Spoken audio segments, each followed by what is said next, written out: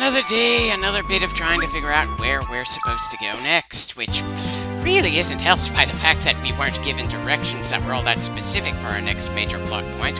Just that there's going to be a cave somewhere underground, and we're probably going to have to fly over some lava to get over to it.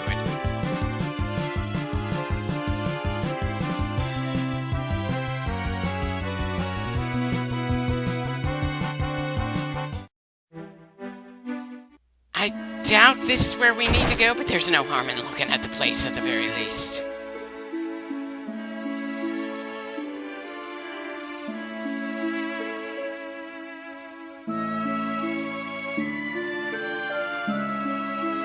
Yeah, writer's block can be a real pain in the ass to deal with, but hey, if you're not feeling it creatively, then it's likely any attempt at making something creative is gonna fall flat for you.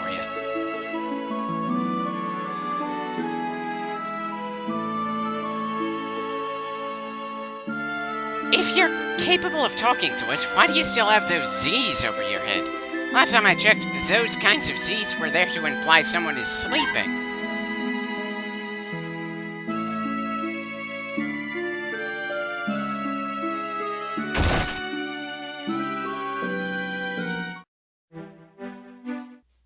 Yeah, wasn't much for us to grab in there at the moment, but I suppose there was no harm in grabbing the Soma drop at the very least, or learning that once we gain some adamantite, we're supposed to return over here.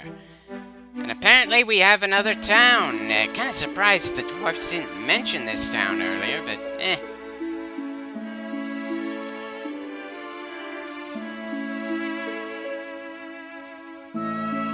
Well, you don't have to worry about being burnt to a crisp in those seas, though I suppose there are more monsters that live in the ocean than there could possibly be in the lava.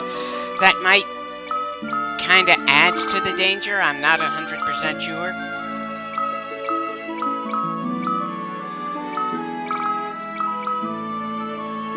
Doesn't look like there's any standard supplies we need to buy, at least not at the moment.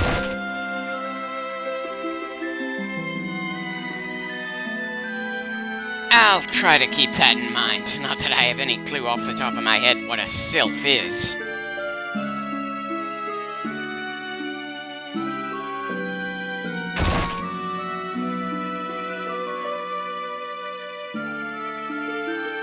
So the dwarves in this corner of the underground have a different greeting? It doesn't really feel like much in terms of world building, but then there hasn't been all that much world building in this game in general.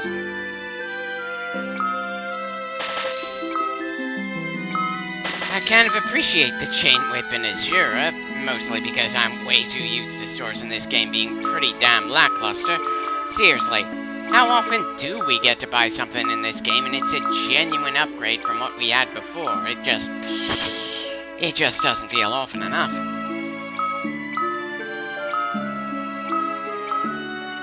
At the very least, it's nice to see that Edge is going to be hitting a little harder. It doesn't change the fact that he's painfully fragile, though. Or that his best attacks require a resource he doesn't have much of, MP. Especially since I'm so stingy with MP replenishing items.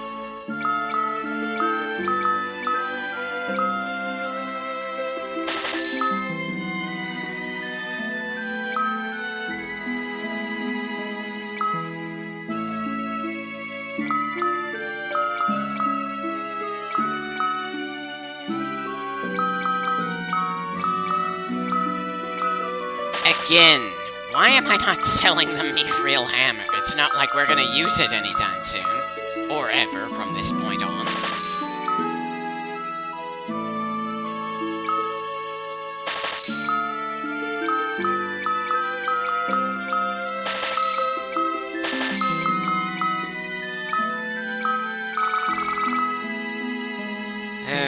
Okay, for some reason the high potions are taking up 2 slots in our inventory.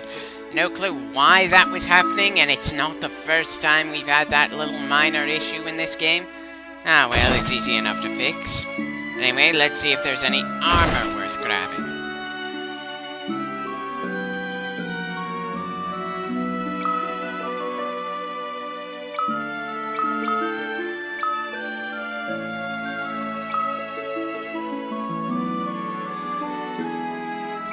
Huh.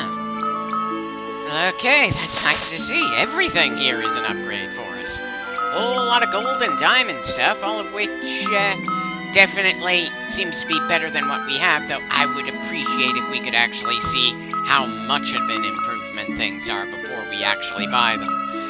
It's funny how I prefer running into the problem of buying everything we need instead of money essentially being an unusable resource because there's nothing really worth grabbing anymore.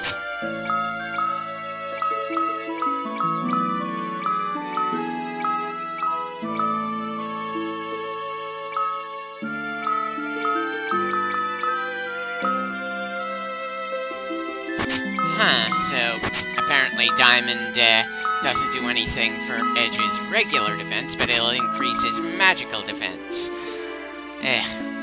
Whereas for Rydia and Rosa, it barely increases their physical defense and did nothing for their magical defense.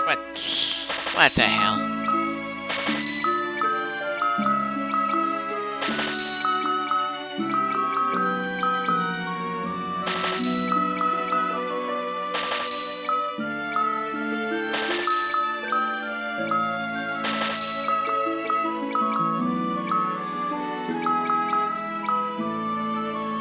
Again, I kind of wish we could have seen the various numbers so we'd know how much each stat would be increased before we just pay for them.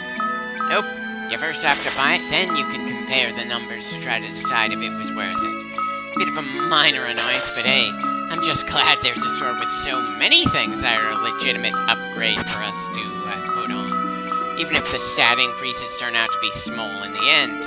We certainly didn't feel all that prepared at the previous cave we tried to enter, that's for sure. We felt under-leveled and under-equipped, and anything to change that feeling is appreciated.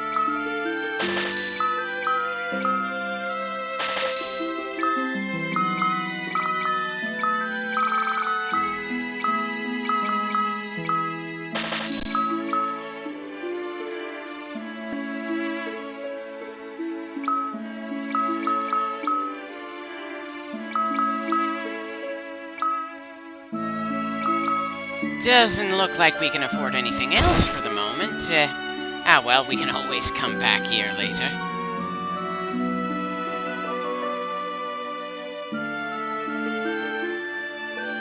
Part of me wants to ask why these dwarfs even bothered to dig so deep that they were living with an ocean of lava. But then I suppose they didn't run into anything along the lines of a Balrog on the way down. And they've certainly managed to find ways to live down here, even if the game doesn't go into all that much detail about it, so...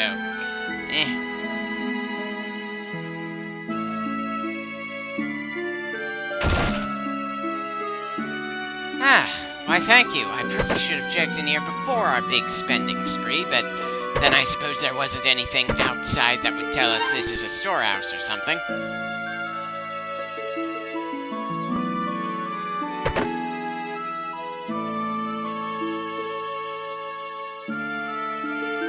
There also wasn't really anything noteworthy in the big storehouse either.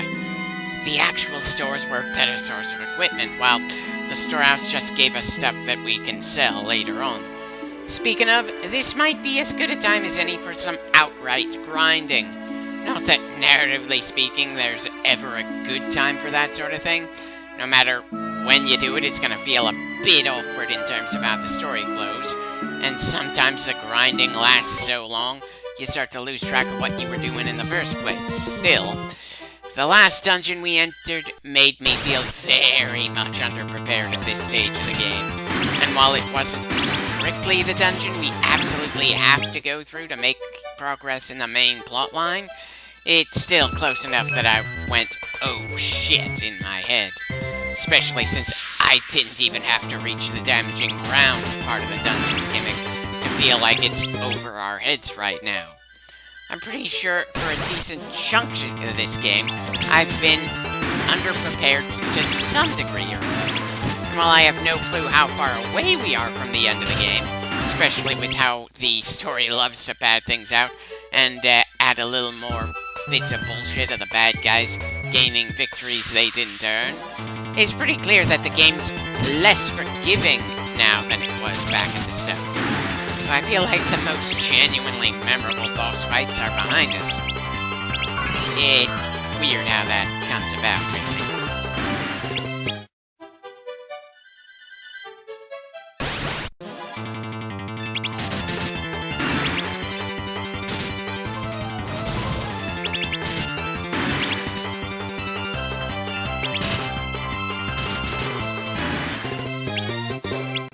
We're certainly not getting much money per fight, that's for sure. I kinda wish the end of the battle screen showed how much money we've got overall at this point, instead of us having to go to the menu screen afterwards to check. I also wish there was some kind of gauge we could see to know how much experience we need to gain in order to level up. But I suppose that kind of user convenience hasn't been invented yet. Or at least it wasn't for the original release of this game. There was nothing stopping the PSP release from adding that sort of thing in.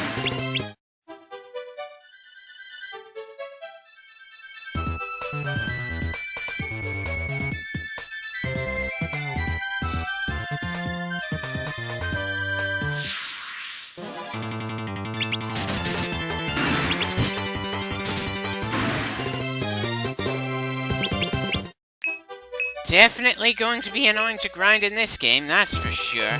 But I suppose it was only a matter of time before I had to at some point. I guess I just got too used to not bothering to fast forward much of it all in Final Fantasy games after the first one, and the 30 clips into this one so far.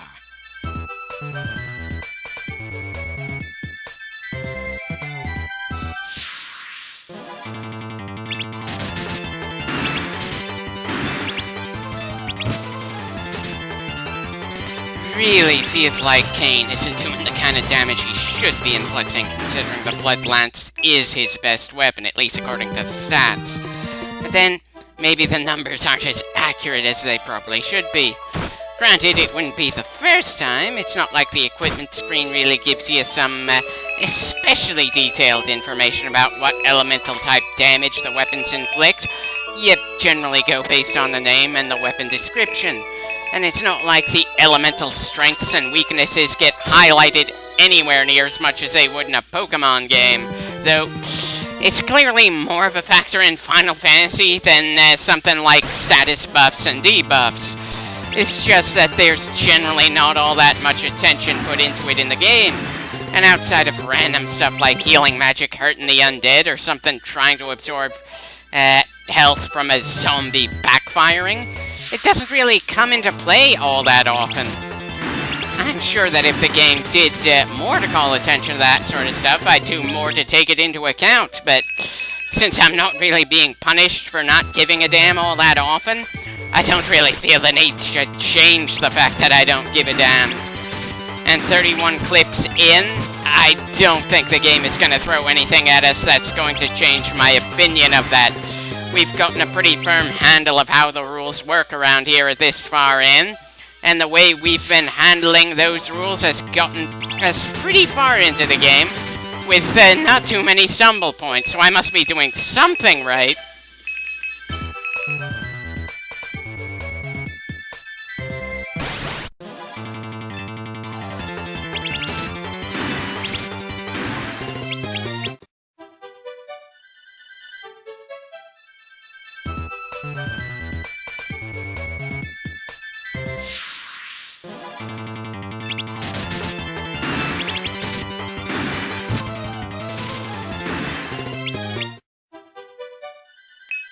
Definitely going to be doing some more grinding in the next clip. I'm kind of hoping that it's going to be more than just pure grinding, but then it's not like I can tell before I start working on the next bit of footage.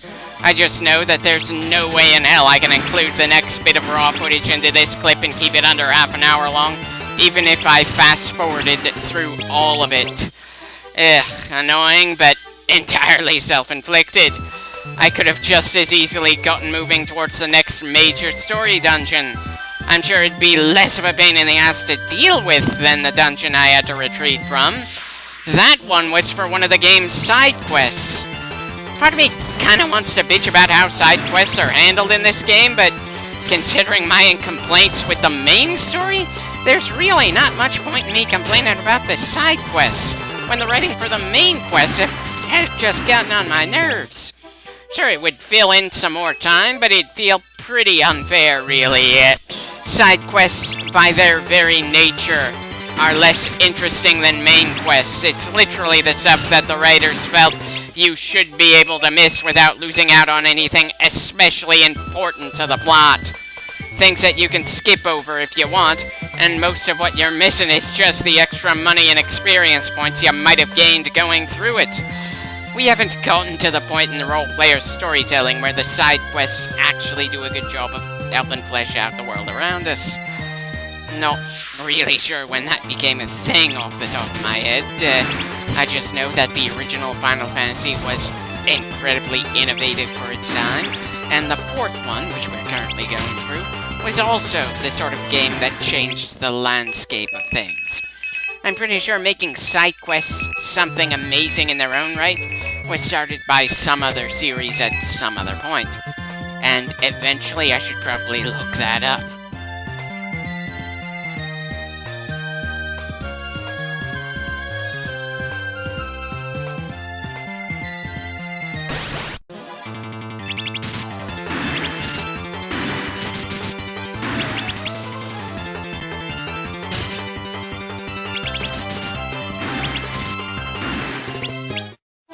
Well, we're coming up to the end of the clip soon. We haven't really done anything all that special out here.